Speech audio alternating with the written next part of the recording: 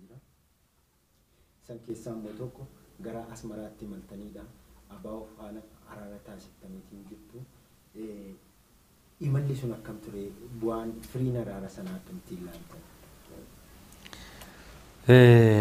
Egaa gara Asmaraa kan deemne waamichi dhaaba siyaasaa Oromoodhaaf taasisne hundumaaf tokko hafee tokko akka galu tokko daangessinee tokko simachuu hin turre daangaa tokko malee eessa isaa jiraatu dhaabni siyaasaa maqaa Oromootiin qabsaa'e hundiyyuu galee dhaaba siyaasaa Oromoo biyya keessa jiru waliin mari'atee akka inni hojjetu godhuudhaaf haala mijeessuudhaaf murtiidhuma keenya kanaan dura waggaa tokko dura dabarsine irraa ka'uudhaan adda bilisummaa Oromoo garee Jaal Daawudiin hoogganamu Asmaraa jiru waliin mari'annee isaanis gara biyyaatti galanii akkuma warra kaanii qabsaa'uu akka isaan danda'an taasisuudhaaf gara Asmaraa kan deemne. Erga achi deemnes wantoota jiran irratti yeroo fudhannee bal'inaan waliin mari'annee haasofnee jirra. Akkaataatti gara fuula duraatti waliin hojjetamus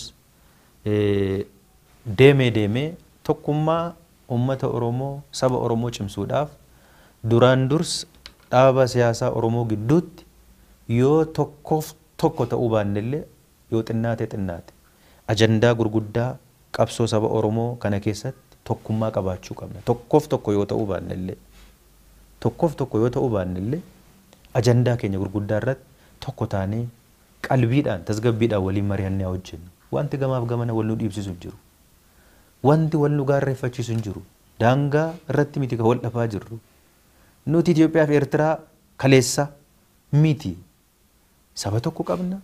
Sabi tokko kun immoo saba Oromooti. Waan inni barbaadus ifaaf ifa.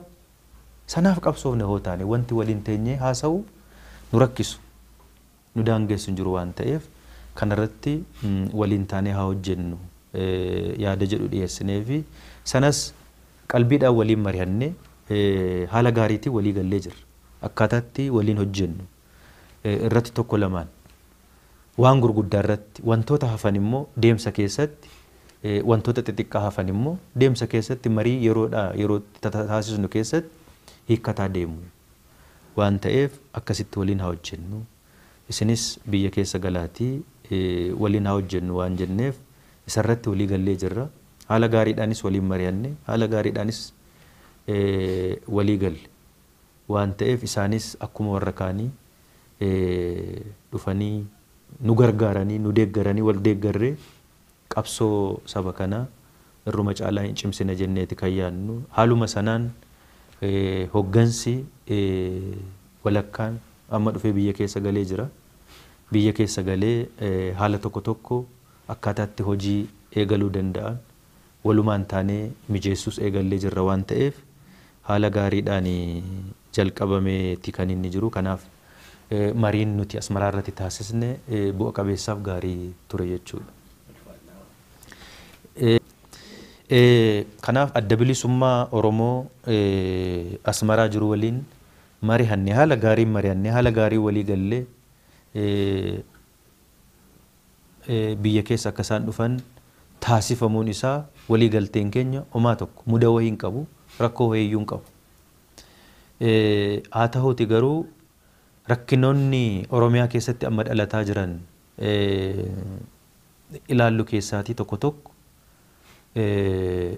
maqaa adda bilisummaa Oromootiin namootumti gadi bahanii qabsoo bilisummaa gaggeessina jedhanii tokkoffaa beekamtiidhuma hoggansa dhaaba kanaatiin alatti maquma adda bilisummaa Oromootiin fakkeessanii saamicha kan baran rakkoo adda addaa uumuu kan baran rakkoo adda addaa geessisaa akka jiran ilaalaa jirra. Kanas adda bilisummaa hoggansa adda bilisummaa Oromoo waliinis yommuu mari'an tokko beekamtii isaanii ala yakka akkasii fi badii akkasii akka hojjetaa jiran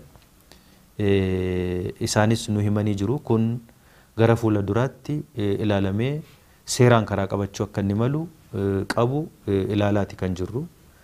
gama biraatiinis akkasuma sana jala haguuggatanii daba adda addaa godhuudhaaf wantoonni warri yaadaa jiran humni adda addaa hin jiru. Kun yeroo gabaabaa keessatti dafee adda bahuu danda'utu irra jiraata.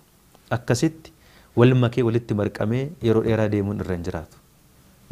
Waan ta'eef amma inumaa maqaa walii galtee kanaatiin kan meeshaa bitaa jiru jira tokko tokko kan uummata barsiisnaa jedhee ammuma ganda keessatti walitti qabee eenyummaa dhumtisaa kan hin beekamne garuu alaabuma qabatee reenjariidhuma mootummaa bakkuma argateetii uffatee kan wannoo dogoggorsaa jiru jira. Yakkoota garagaraas kan godhaa jiran iddoo argatanitti meeshaa nama harkaa fudhachuu nama harkaa saamuu iddoo tokko tokkotti milishaa harkaa mallattoon akkas akkasii mul'ataa jiru. Kun mallattoo nageenyaa miti. Waliigaltee keenya keessa hin jiru. Akkaataa kanaan waliin hojjennas hin jenne. Akkasittis waliin galle. Kaayyoon keenyas yaadi keenyas waliigalteen keenyas kana miti. Waan ta'eef uummanni keenyas kana baruu qaba. Warri kana godhanis kana baruu danda'utu irra jiraata. Sanaaf immoo karaa seerri biyyattii ajajuun kana seeratti deebisuun immoo dirqama mootummaa ta'a. Hawaasni keenyas kana baree deeggarsa godhuun baay'ee barbaachisaadha. Maaliif nuti waliigalteen amma dhaaba siyaasaa Oromoo waliin taasisne kun karaa kamiin yoo kan gufatu hin barbaadu. Hamma uummata Oromoo saba Oromoo fayyadee argametti. Garuu abbaan barbaade maqaa saba Oromootiin immoo haa gurmaa'u. Nageenyi saba Oromoo keessatti akka hin dhufne naannoo Oromiyaa keessatti akka hin dhufne taasisa taanaan hin hojjetu. Abadan kun hin hojjetu. Namni akkasitti yaadu yoo jiraate hin hojjetu. Uummanni Oromoos kanan barbaadu akka mootummaattis kanan barbaadu. Kun akka inni dhufuuf miti. Nuti guyyaa tokko soo taate sababa dhaabni siyaasaa Oromoo walii galuu dadhabeen waliin taa'ee haasa'uu dadhabeen nageenyi Oromiyaa iddoo tokkotti akka booroftu barbaadu. Nagaan akka inni dhufuudhaaf. Nagaa keessa nagaa waaraan Oromiyaa keessatti akka dhufuudhaaf. Warri kana hin barbaanne ammas mallattoo tokko tokko argaa jirra gaditti. Kun dafee karaa qabachuutu irra jiraata. Kanammoo waliin mari'annee uummata keenya waliinis mari'annee dafnee karaa hin qabsiisne jenneeti kan nuti yaadnu. Tokko hafee tokko akka galu tokko daangessinee tokko simachuu hin turre daangaa tokko malee eessa isaa jiraatu eessa dhaabni siyaasaa maqaa Oromootiin qabsaa'e hundiyyuu galee dhaaba siyaasaa Oromoo biyya keessa jiru waliin mari'atee akka inni hojjetu godhuudhaaf haala mijeessuudhaaf murtiidhuma keenya kanaan dura waggaa tokko dura dabarsine irraa ka'uudhaan adda bilisummaa Oromoo garee Jaal Daawudiin hoogganamu asmaraa jiru waliin mari'annee isaanis gara biyyaatti galanii akkuma warra kaanii qabsaa'uu akka isaan danda'an taasisuudhaaf gara asmaraa kan deemne ergaa achi deemnes wantoota jiran irratti yeroo fudhannee bal'inaan waliin mari'annee haasofnee jirra. Akkaataatti gara fuula duraatti waliin hojjetamus deemee tokkummaa uummata Oromoo saba Oromoo cimsuudhaaf duraan durs dhaaba siyaasaa Oromoo gidduutti yoo tokko ta'uu baannellee yoo xinnaate ajandaa gurguddaa qabsoo saba Oromoo kana keessatti tokkummaa qabaachuu qabna. Tokko yoo ta'uu baannellee ajandaa keenya gurguddaa irratti tokko taanee qalbiidhaan tasgabbiidhaan waliin mari'annee hojjennu. Wanti gamaaf gamana wal nu dhiibsisu hin jiru. Wanti wal nu gaarreeffachiisu hin jiru. Daangaa irratti miti kan wal dhabaa jirru. Nuti Itoophiyaa fi Eertiraa kaleessa miti. Saba tokko qabna. Sabi tokko kun immoo saba Oromooti. Waan inni barbaadus ifaaf ifa. Sanaaf qabsoofne hoo taane wanti waliin teenyee haasa'u nu rakkisu. Nu daangessu hin jiru waan ta'eef kanarratti waliin taanee haa hojjennu. Yaada jedhu dhiyeessinee fi sanas qalbiidhaan waliin mari'annee haala gaariitiin walii gallee jirra.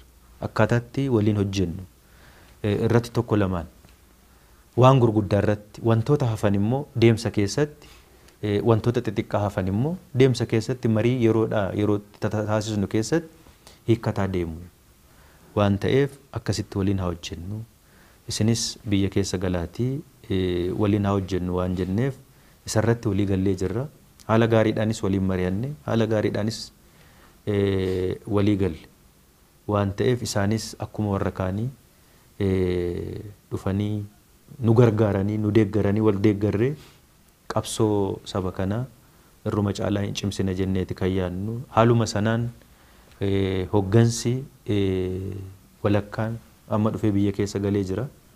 Biyya keessa galee haala tokko tokko akkaataatti hojii eegaluu danda'an walumaan taanee mijeessuus eegallee jirra waan ta'eef haala gaariidhaan jalqabameeti kan inni jiru. Kanaaf mariin nuti Asmaraa irratti taasisne bu'a qabeessaaf gaarii ture jechuudha. Kanaaf adda bilisummaa Oromoo Asmaraa jiru waliin mari'annee haala gaariin mari'annee haala gaarii walii gallee biyya keessa akka isaan dhufan taasifamuun isaa walii galteen keenya homaa tokko muda wayii hin qabu, rakkoo wayiiyyuu hin qabu. Haa ta'uuti garuu rakkinoonni Oromiyaa keessatti amma dhalataa jiran ilaallu keessaatii tokko tokko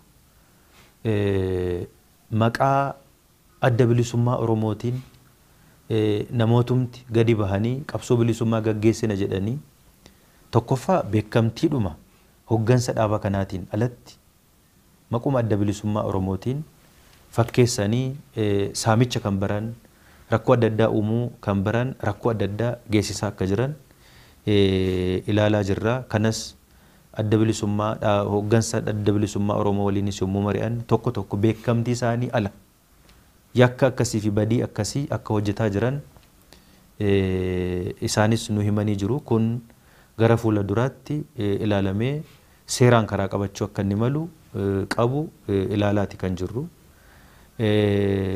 Gama biraatiinis akkasuma sana jala haguuggatanii daba adda addaa godhuudhaaf wantoonni warri yaadaa jiran humni adda addaa hin jiru. Kun yeroo gabaabaa keessatti dafee adda bahuu danda'utu irra jiraata. Akkasitti wal makee walitti marqamee yeroo dheeraa deemuun irra hin jiraatu. Waan ta'eef amma inumaa maqaa walii galtee kanaatiin kan meeshaa bitaa jiru jira tokko tokko kan uummata barsiisnaa jedhee ammuma ganda keessatti walitti qabee eenyummaa dhumtisaa kan hin beekamne garuu alaabuma qabatee reenjeriidhuma mootummaa bakkuma argateetii uffatee kan wannoo dogoggorsaa jiru jira. Yakkoota garagaraas kan godhaa jiran iddoo argatanitti meeshaa nama harkaa fudhachuu nama harkaa saamuu iddoo tokko tokkotti milishaa harkaa mallattoon akkas akkasii mul'ataa jiru. Kun mallattoo nageenyaa miti. Waliigaltee keenya keessa hin jiru. Akkaataa kanaan waliin hojjennas hin jenne. Akkasittis waliin galle. Kaayyoon keenyas yaadi keenyas waliigalteen keenyas kana miti. Waan ta'eef uummanni keenyas kana baruu qaba. Warri kana godhanis kana baruu danda'utu irra jiraata. Sanaaf immoo karaa seerri biyyattii ajajuun kana seeratti deebisuun immoo dirqama mootummaa ta'a. Hawaasni keenyas kana baree deeggarsa godhuun baay'ee barbaachisaadha. Maaliif nuti waliigalteen amma dhaaba siyaasaa Oromoo waliin taasisne kun karaa kamiiniyyuu akka inni gufatu hin barbaannu. Hamma uummata Oromoo saba Oromoo fayyadee argametti. Garuu abbaan barbaade maqaa saba Oromootiin immoo haa gurmaa'u.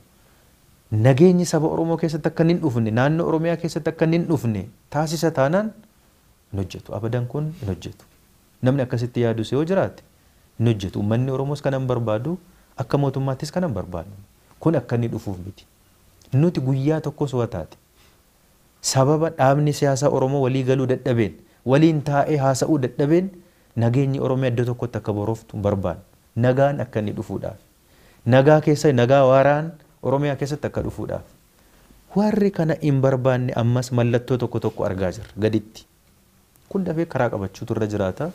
Kanammoo waliin mari'annee uummata keenya waliinis mari'annee dafnee karaa hin qabsiisne jenneeti kan nuti yaadnu.